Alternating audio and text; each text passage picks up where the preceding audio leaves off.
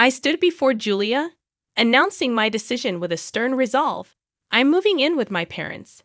If you're against it, then let's get a divorce, I declared, my voice devoid of any emotion. Julia looked at me in disbelief, her mind racing to comprehend the audacity of my words. The impact was like a slap across her face. What are you talking about, Alan? She stammered, her voice reflecting a mix of shock and confusion. It's simple, I continued, my eyes cold and calculating. We'll use your $2 million inheritance to build a house there. That's the plan. A knot tightened in Julia's stomach. The inheritance, her mother's final gift, was now a tool in my scheme. You can't be serious, she whispered. Oh, I'm dead serious, Julia. It's time to make some changes, I replied sharply. Memories of our life together flashed through her mind. The laughter, love, the birth of our children. How did we end up here? At 38, a mother of two, she had thought she was living a normal life with a man she once loved. But now I stood before her, a stranger.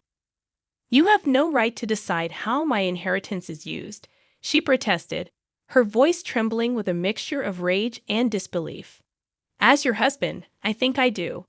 It's either my way or the highway, Julia. Decide, I declared, my tone leaving no room for negotiation. She stared at me, trying to find a trace of the man she married, but all she saw was a greedy stranger eyeing her inheritance like a vulture. Realization hit her standing in the shadow of the man she no longer recognized. Her marriage was a lie. Fine, she said, her voice steady despite the chaos in her heart. If that's how you want it, we're done. But don't expect to touch a dime of my money. My smirk vanished, replaced by shock. I hadn't expected this. I turned on my heel and left, slamming the door behind me. Alone, Julia stood there, her heart pounding. The battle lines were drawn. It was no longer just about money. It was about her dignity, her freedom. The next morning, the house felt eerily silent as Julia prepared breakfast. The previous night's confrontation replayed in her mind, fueling her anger. How could I be so callous? The money was a part of her mother's legacy, not some windfall for me to squander. Our children, Emma and Ryan, noticed the tension but remained quiet. They were too young to understand the complexity of adult conflicts, yet they sensed something was amiss. Julia forced a smile for their sake. After dropping them off at school, she drove to her mother's empty house, echoing with memories. Sitting in the living room, she recalled the times my parents had made insensitive remarks about their lifestyle, choices, and even their children. They had always favored traditional gender roles, and unfortunately, I seemed to have inherited their archaic views. I can't comprehend why you're still working. Alan's mother once sneered, her disdain evident. A woman's place is at home with her children. Alan, my husband, never stood up for me. He consistently brushed off his parents' derogatory comments, urging me to ignore them. However, their words were like needles, steadily pricking away at my self-esteem. Now, with my mother gone and my marriage falling apart, I felt a surge of resentment towards Alan. He had never truly been my partner, leaving me to fend for myself against his parents' criticisms and never once taking my side. I vividly remembered when I was pregnant with Emma, and Alan's parents openly expressed their hope for a grandson. When Emma was born, their disappointment was palpable. Next time, make sure it's a boy, they had said, barely concealing their dissatisfaction. Witnessing my daughter subjected to such blatant favoritism was painful. Now, Alan wanted to use my inheritance to move closer to them, to immerse ourselves in their toxic environment. The thought made my blood boil. I couldn't and wouldn't let that happen. As I sat there, surrounded by the remnants of my mother's life, a plan began to form in my mind. I refused to be bullied into submission. I would fight back not just for myself, but for my children too. Alan had revealed his true colors, and it was time for him to face the consequences. The battle lines were drawn, and I was ready for war. Over the next few days, I gathered documents and prepared for the legal battle ahead. My lawyer, a sharp-witted woman named Miss Henderson, assured me that we had a strong case. Don't worry, Julia. We'll make sure that inheritance stays where it rightfully belongs, she said with a confident smile. One evening, as I sorted through my mother's belongings, I stumbled upon an old, dusty envelope tucked away in a drawer. Inside, I found a set of documents, stock certificates, and property deeds. My hands trembled as I realized the extent of my mother's secret savings, including the current value of the stocks and the property. It amounted to a staggering $2 million. I couldn't believe it. My mother, who had lived so modestly, had been sitting on a small fortune. She had always been prudent with money, but I never imagined she had accumulated so much. A note accompanied the documents, written in her neat handwriting. Julia, I saved this for a rainy day.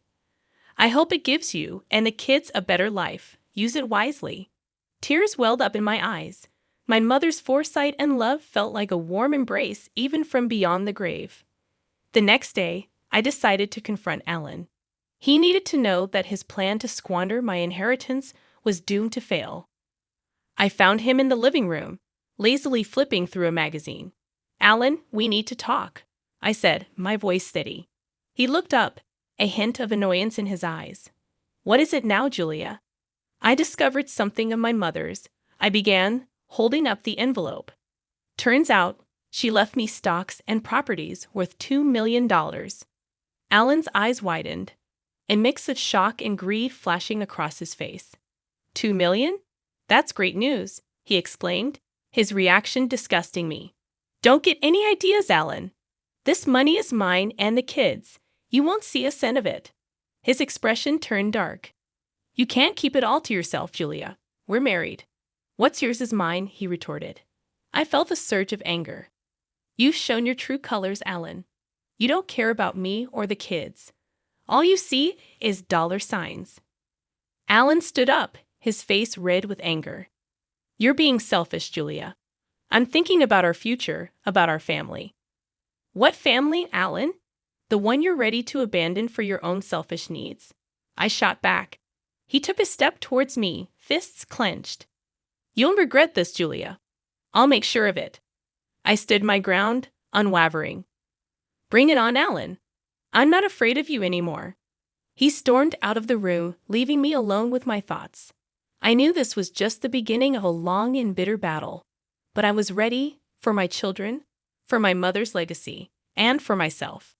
The following week was a whirlwind of legal consultations and tense silences at home. Alan's attitude had shifted from shock to a cold, calculated aggression. He was like a caged animal, desperate and dangerous. One evening, as the kids were asleep, Alan cornered me in the kitchen. His eyes were wild, his posture aggressive. You think you're clever, Julia. Hiding that money from me, he accused. I leaned against the counter, my heart pounding but my voice steady. It's not about being clever, Alan. It's about what's right.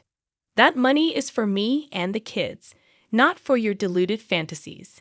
He slammed his fist on the countertop, making me jump. I am your husband. I have rights to that money. You're just a... His words were like venom, but I cut him off. A what, Alan? A woman who won't bow down to your greed and bullying. His face contorted in anger. You'll regret this, Julia. I'll make sure you don't get a dime of that money. I could feel the danger in his words, but I refused to show fear. Is that a threat, Alan? He leaned in, his breath foul. It's a promise. I pushed past him, my body shaking with adrenaline. We'll see about that. The court will decide. As I walked away, his voice followed me, filled with malice. You're going to be left with nothing, Julia. Nothing.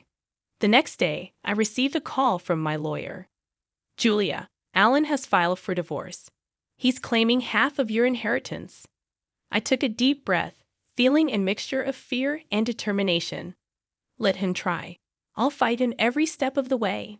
Miss Henderson's voice was firm. We have a strong case, Julia. Don't worry. We'll make sure justice is served. That night, as I lay in bed, I thought about my children sleeping peacefully in their rooms. I dedicated myself to this battle for my children, for their future.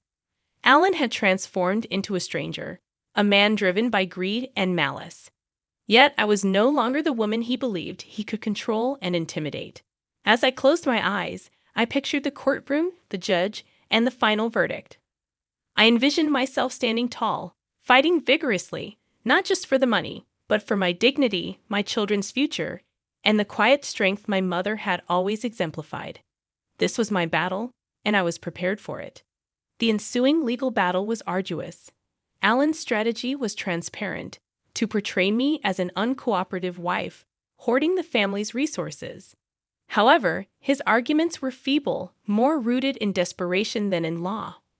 One afternoon, we faced each other in mediation, a final attempt to settle before the court hearing. Alan sat across from me, his lawyer by his side, his gaze cold, and his demeanor smug. "Let's be reasonable, Julia," his lawyer began. "Alan is entitled to a portion of this inheritance. It's only fair." I glanced at Miss Henderson, my resolve unyielding. Fair. Alan has made no contribution to this inheritance. It is solely from my late mother, intended for me and my children. Alan leaned forward, his voice scornful. "Come on, Julia. You're just being spiteful. Don't you think the kids would want their father to have a share?" I felt a surge of anger. "This isn't about spite, Alan. It's about justice. You've never cared about what the kids want. This is about your greed." His lawyer tried to interject, but Alan signaled him to stop. "You think you can just take everything, don't you, Julia? Play the grieving daughter and the victimized wife." I met his gaze squarely. "This isn't a game, Alan. You're the one trying to take what isn't yours." The mediator, a middle-aged woman with a stern face, interjected. "Let's try to remain civil. This is about finding a resolution." Alan cut her off, his voice rising. "A resolution? She's the one being unreasonable." I could feel the tension in the room, thick and suffocating. I spoke calmly yet firmly. "I am being perfectly reasonable. I'm protecting what my mother left for her grandchildren. Alan's claims are baseless." The mediator called for a break, sensing the futility of the discussion. As we stood up, Alan leaned in close, his breath hot on my ear. "You'll pay for this, Julia. I'll make sure of it." I walked out of the room, my heart racing but my spirit unbroken. Alan's threats were hollow, his case weak. I knew the law was on my side, and I was determined to see this through to the end. In the following weeks, I immersed myself in legal documents, met with Miss Henderson, and prepared for the court hearing. The kids stayed with my sister, shielded from the worst of the storm. I missed them terribly, but I knew this fight was for their future as much as it was for mine. The day of the hearing arrived. Standing in the courtroom, I braced myself to confront Alan and whatever deceptive narrative he planned to weave. This was the moment of truth, and I was prepared to fight with every ounce of strength within me. The courtroom felt like a battleground where words were the weapons, and Alan's lawyer crafted a tale of a wronged husband, deprived of his rightful share. Yet, under Miss Henderson's skilled questioning, his arguments crumbled like a fragile house of cards. During a recess, Alan cornered me in the hallway, his face twisted in fury. "You're ruining everything, Julia? You think you're going to walk away with all that money?" I stood my ground despite the fear gnawing at me. "It's not your money, Alan. It never was." He stepped closer, his voice a venomous whisper. "I'll drag this out as long as it takes. I'll bleed you dry in legal fees." Meeting his gaze, my voice remained unwavering. "Do what you must. I won't let you bully me into submission." As we returned to the courtroom, a strange sense of empowerment washed over me. Alan's threats were hollow, his bravado a mask for desperation. The final verdict was a vindication. The judge ruled in my favor, acknowledging the inheritance as my sole property. Alan's face, as the judgment was delivered, reflected defeat. However, the victory was bittersweet. I had won the legal battle, but at the cost of my marriage, the family I had known shattered. In the weeks that followed, Alan's life unraveled. His reputation, built on lies and intimidation, crumbled. The community saw him for the greedy man who had attempted to take advantage of his wife's inheritance. Rumors reached me about his struggles: lost job, lost friends, lost standing in the community. It was a steep fall from grace, and I couldn't help but feel a sense of poetic justice. One evening, a mutual acquaintance called. "Julia, have you heard about Alan?" I hesitated. "No, what about him?" "He's moving out of town, lost his job, his house. He's pretty much broke." I felt a pang of not quite satisfaction, but something close. Alan had reaped what he had sown. He had tried to destroy me. But in the end, he had destroyed himself. I hung up the phone and looked at the picture of my children on the mantel. This fight had been for them, for their future and security. As I tucked them into bed that night, I felt a sense of peace. The battle was over, and we had emerged stronger. We were free from Alan's shadow, ready to start a new chapter. Our lives would be different, but we would be okay. We were together, and that was all that mattered. In the months following the court ruling, life settled into a new rhythm. The victory in court gave me a sense of closure, but marked the beginning of a new journey, one of healing and rebuilding. I decided to sell the house, the scene of so many bitter memories.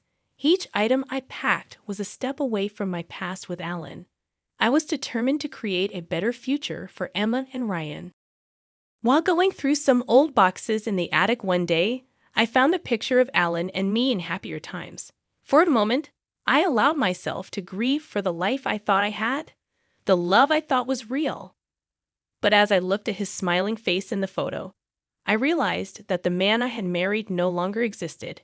He had shown his true colors, and they were dark and ugly. I tossed the photo into the trash bin, a symbolic gesture of letting go. Moving to a new town brought a fresh start. I found a cozy home in a friendly neighborhood, and the kids enrolled in a new school, soon making friends. I focused more on my writing, finding solace in the worlds I created with my words.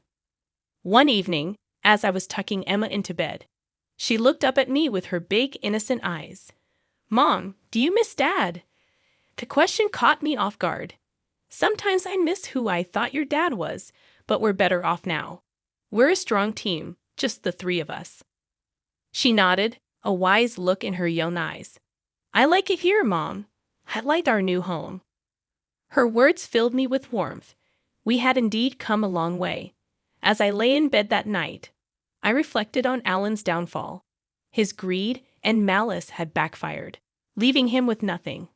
While I harbored no joy in his misfortunes, there was a sense of justice in how things had turned out.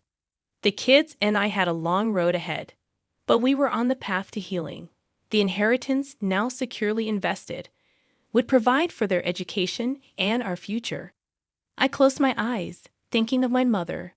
Her strength and foresight had saved us. In her wisdom, she had given me the means to protect myself and my children. As I drifted off to sleep, I felt a sense of peace. The storm had passed, and in its wake, it had left clarity and hope. We had weathered the worst, and now a new day was dawning.